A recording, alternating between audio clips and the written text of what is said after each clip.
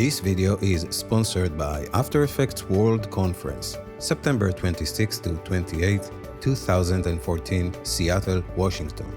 Brought to you by Future Media Concepts and Adobe. Hey, this is Mikey with another After Effects tutorial.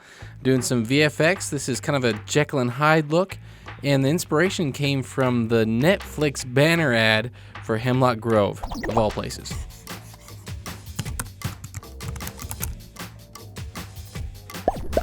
Now, before I get started, if you noticed, at the beginning of this, it said that this video was sponsored by After Effects World Conference.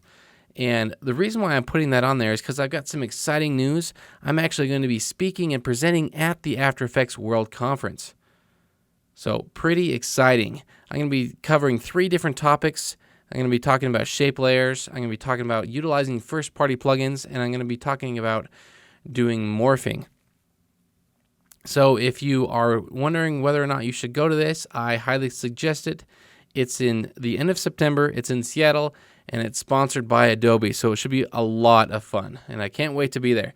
So if you want more information about it, there's a link in the description where you can go and you can learn more about After Effects World Conference. So with a look like this, you're going to need some footage.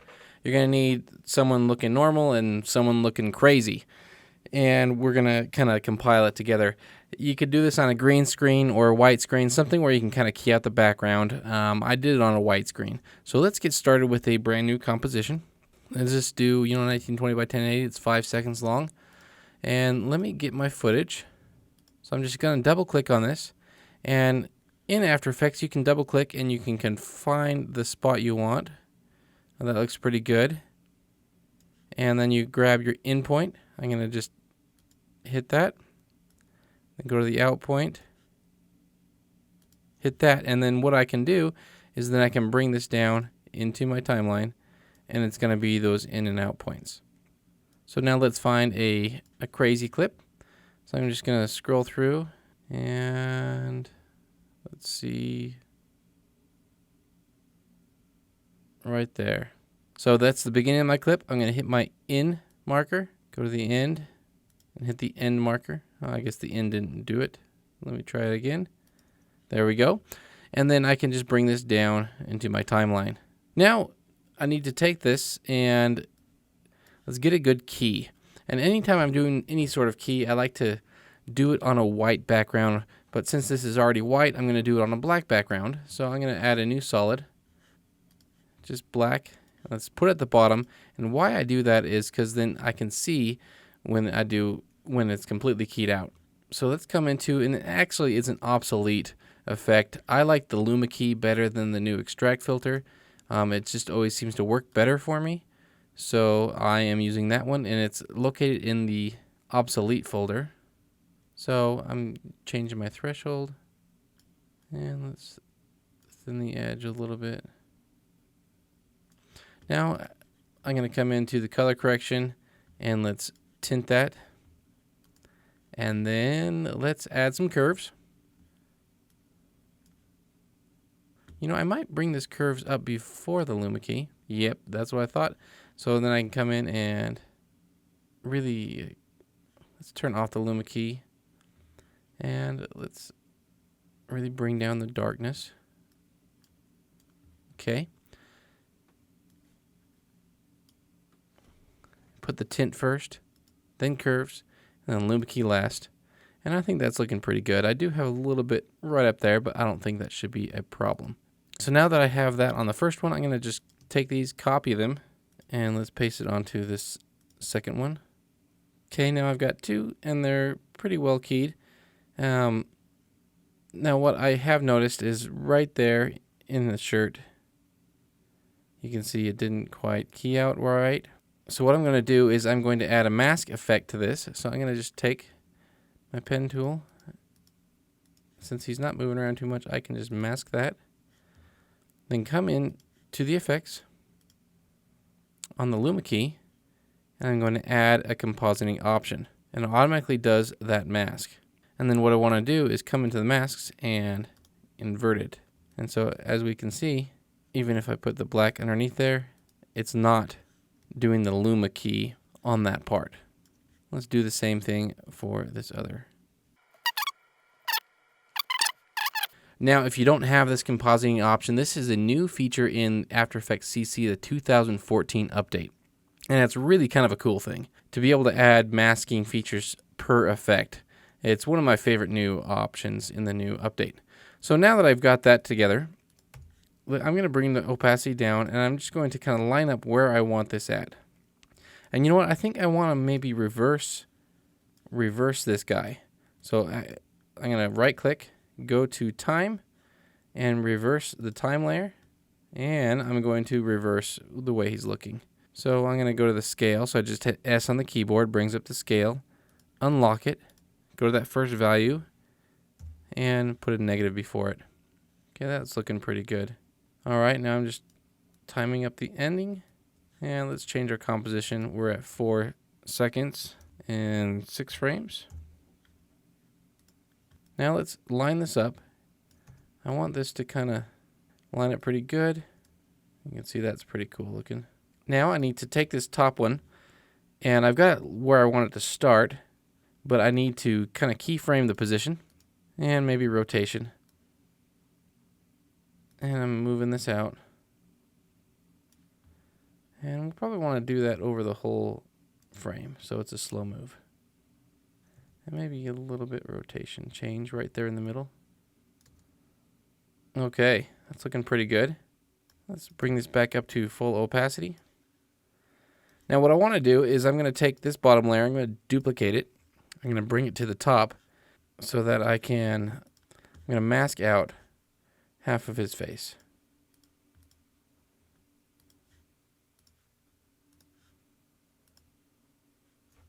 That's looking pretty good. And then let's solo this layer. Let's name these actually. So this one is going to be crazy. Normal 1 and normal 2. So I'm going to take the crazy layer. I'm going to solo it. And I'm going to come in and mask around. I want the shoulder in there actually. About like that. Hit F on the keyboard, brings up the feather, and I can feather that, make it blend a little bit better. And let's see, there we go. In comes this guy's face. And out it's coming. So that's kind of a good start.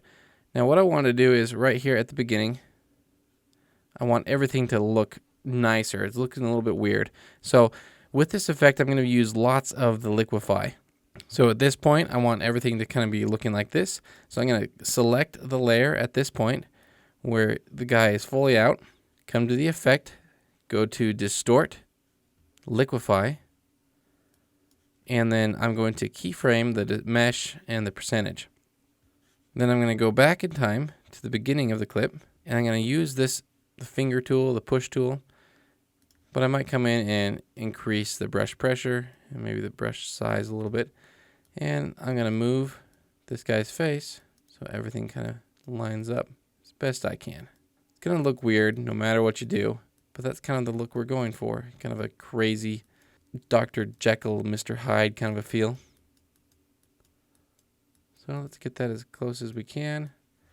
And then what you can see is as it's coming out, it's going to go back to normal. Now this top layer, I want to keyframe the mask that I created to make it cut in half. So I'm going to keyframe the mask path. I just open that up in the mask. And right here at the same point, I'm going to move that mask path over. Now I'm going to come in and add a dark in between where the two faces combine. So I'm going to add just a new solid black. Let's go ahead and hide that.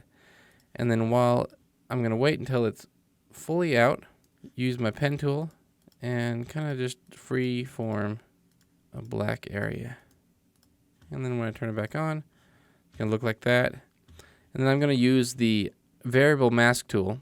So if I click and hold down the pen, then you can see the pen tool, add vertex, and all these. And then there's the mask feather tool. And what I can do with this is I can add mask feathers at different amounts of featheriness. Actually, really kind of a cool feature.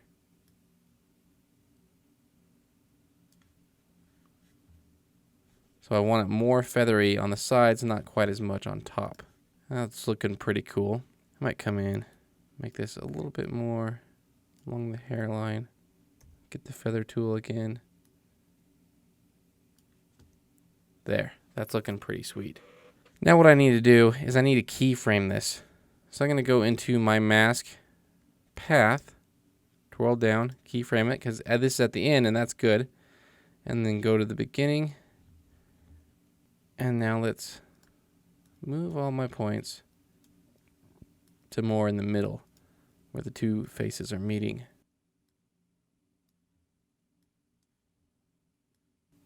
And you can see that'll grow with it. Let's keyframe some more.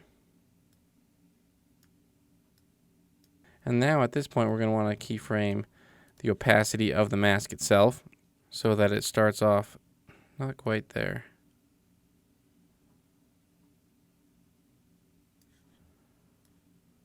Now I've noticed there's a little bit, you can see there's that jump there when the crazy guy comes on. So I'm going to come in here back to my liquefy tool and let's make it so there's less of a jump.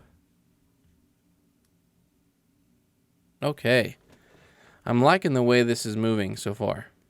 Let's add some little finishing touches, and the way I'm going to do that is I'm going to take all of these layers, not all of them, not the background. I'm going to take the two normals and the crazy layer and then the black solid, and I'm going to pre-compose these. So that's Command-Shift-C or Control-Shift-C on your computer. And now that they're all one composition, I'm going to use the liquefy tool. And let's go towards the, not really at the beginning, not at the end, but somewhere in the middle. I'm going to add the liquefy tool again, and let's go in and change the warp options. Let's add a lot more brush pressure, almost 200. Let's go 90, 89. Let's bring down the brush size, and I'm going to, make these so that it's like they're being pulled apart from each other. And then what I can do, see how cool that kind of looks? And then at this point where I was at, I'm going to keyframe the distortion percentage and also keyframe the distortion mesh offset. Now if you hit U on your keyboard, you can see where your keyframes are. That's looking pretty cool. Let's go a little bit further. Let's make sure there's some good lines going on. Now I don't want to screw up what I did with this, so I'm going to add another liquefy. And let's just do the same thing. You can add multiple liquefies, and you can, do the same thing with the distortion percentage fairly easily.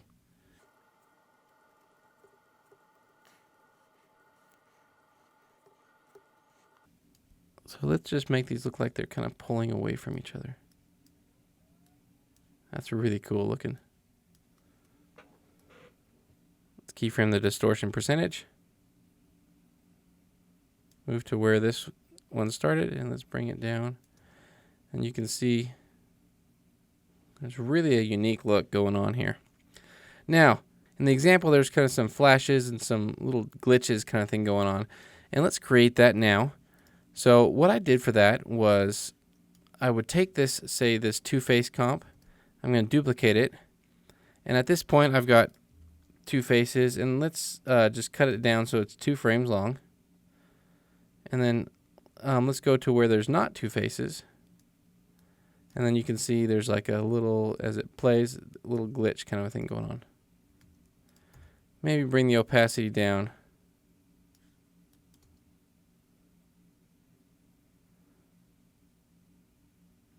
Okay, that's looking pretty cool. Now another thing we can do is I can take the, I'm going to go into this comp. I'm going to take this, just a single layer, where the normal layer, and let's copy it and bring it back out here. What I want to do is I'm going to go into the masks, and I'm going to delete both these masks just to make things easier.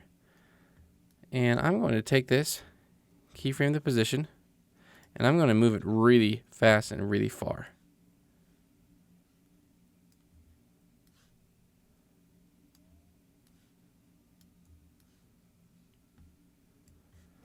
And then I'm going to turn on the motion blur, and then what we'll see here is it'll kind of blur around real fast. Then I'm going to go ahead and just cut this layer. And I'm using Option or Alt and then the left and right bracket to cut those layers. Let's put this above. Maybe have these start a little bit sooner. And one thing I like to do is when the glitch is happening is to take the original, the two-face layer, and let's change like the scale. So I'm going to have the scale go from 100% to say like 105 back to 100%. So there's a little bit of different movement going on. And maybe we can take both these again, duplicate them, bring them further down.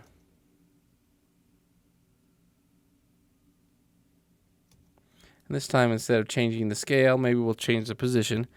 So keyframe the position, move it a couple of keyframes or a couple of frames, keyframe it again, and then in the middle we can change the position, and it'll look like kind of a bump going on. So let's see what we have so far.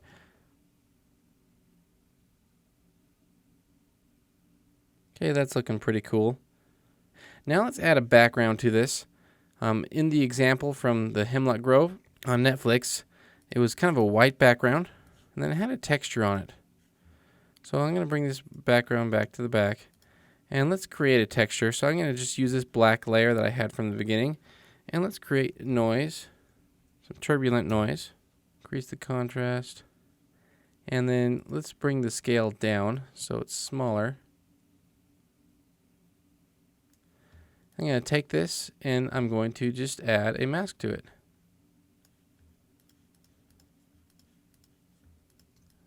Kind of a hill looking mask. And then hit F on the keyboard. We'll bring up the mask feather. And let's feather that. And then let's bring down the opacity.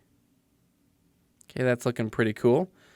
Now, what I want to do is I want to add kind of an overall color to this. But I want to add it a little bit separately. So on this guy that's moving real fast, let's add a tint. And I can come in and let's tint him kind of red. I'm going to copy this and add it to the other one. Paste it in there. Now I'm going to come to my main two-face comp, the one that everything is on. And I'm going to add an effect under Generate. It's called 4-color gradient. It's going to look funny at first, but what I could do is I come into the gradient now under the blending mode. I'm going to go to multiply. That's starting to look better. And I've got these colors, so yellow, I want to turn to white, green, I want to turn to red. This magenta, again, turn that to white. And then this blue, turn to white. So what I've got is a really kind of customizable gradient. So I can move this white closer and move this white closer. And I want this red to be just kind of right in the center as it splits. That's looking pretty cool. Now I want to add one last thing, and that's a vignette over the top of this. So I'm going to go to Layer, New, Adjustment Layer. Let's make sure that adjustment layer is up at the very top. And I'm going to add my vignette preset to this. If you don't have my vignette preset, just click on the link in the description and you can download it. It's free. I'm going to drag this, drop it right on top of my adjustment layer, and I can come into this vignette preset and even add maybe I want this to be kind of a red vignette. Let's adjust the feather. Maybe increase the radius a little bit. I want it mostly white, but just the edges a little bit red. So let's take a RAM preview through this, see what it looks like.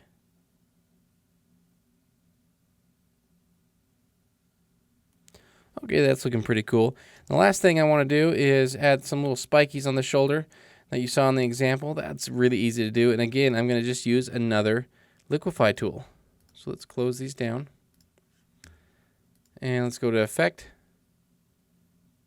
Distort, Liquify.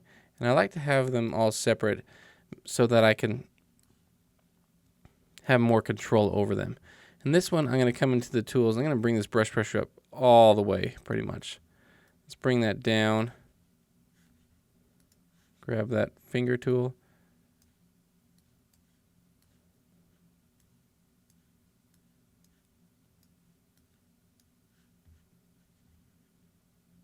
And then after I make a little bit of spikes, I can come into this percentage, increase that quite a bit.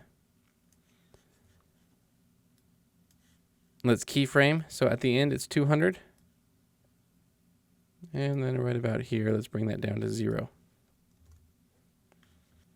So that is the tutorial. Now this can be as complex or as simple as you want. Obviously there's lots more I can do with glitching and different things like that. But that's the basics of how I kind of created this look, and it's kind of a fun thing. So I hope you enjoyed it. If you have any questions, feel free to post them down in the comments below. And if you haven't done so already, make sure you subscribe to the channel. I do new tutorials every week. Every Friday are longer tutorials like this one, and on Wednesdays we do quick tips. These are 1 to 2 minute tutorials over just a little quick topic in After Effects, and they're pretty handy. So, or you can go check through all my old tutorials and quick tips. I've got them on my channel. So thank you so much for watching, and we'll see you next time.